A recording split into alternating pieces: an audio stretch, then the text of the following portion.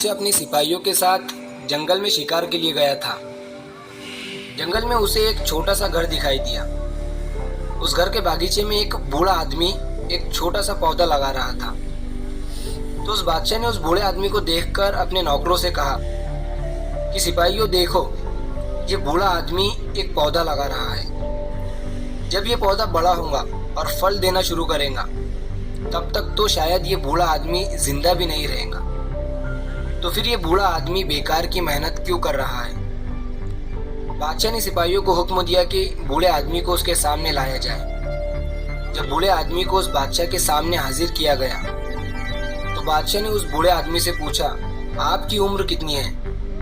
तो उस बूढ़े आदमी ने जवाब दिया, हुजूर मेरी उम्र 81 साल है।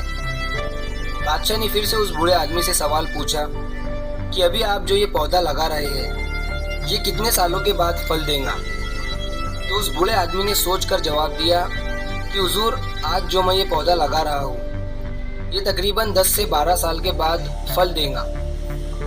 तो फिर से बादशाह ने पूछा कि आपकी आज की हालत देखकर आपको क्या लगता है, आप कितने साल और जिएंगे? तो उस बूढ़े आदमी ने कहा, हुजूर मौत का तो कोई भरोसा नहीं है, वो तो कभी भी आ सकती है, लेकिन मेरी अभी की हालत देखकर मुझे ऐसा लगता है कि मैं 3 या 4 साल तक जिंदा रह पाऊंगा।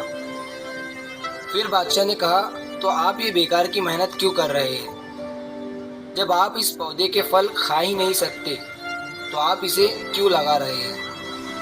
आपको तो घर में आराम करना चाहिए। तो बूढ़े आदमी ने कहा, हुजूर ऐसा नहीं है, आप ये जो मेरे घर के पीछे इतना बड़ा बागीचा देख रहे हैं, इस बागीचे में कई ऐसे पेड़ हैं जो मेरे दादा ने लगाए थे जब वो मेरी उम्र के थे, और आज तक मैं उनके लगाए हुए पेड़ों के फल खा रहा हूँ। और जिस तरह मैं ये पौधा लगा रहा हूँ, इसके फल भी मेरे बेटे या मेरे पोते खाएंगे।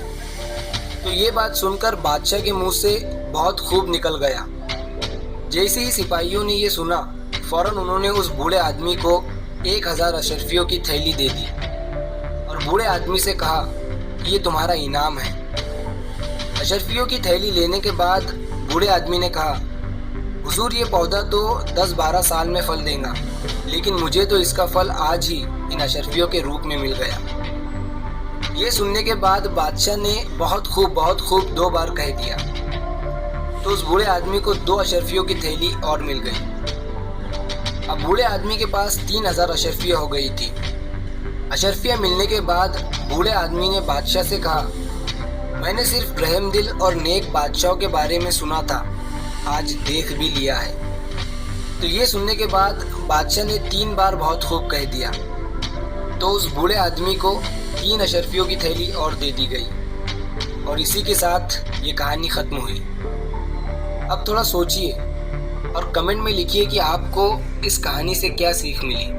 अगर आज आप किसी पेड़ के छांव के नीचे बैठे हैं, किसी पेड़ के साए के नीचे बैठे हैं, तो उस पेड़ को कई साल पहले किसी ने लगाया ज़रूर होगा। उसी तरह आपको भी आज एक न एक पेड़ तो ज़रूर लगाना ही चाहिए।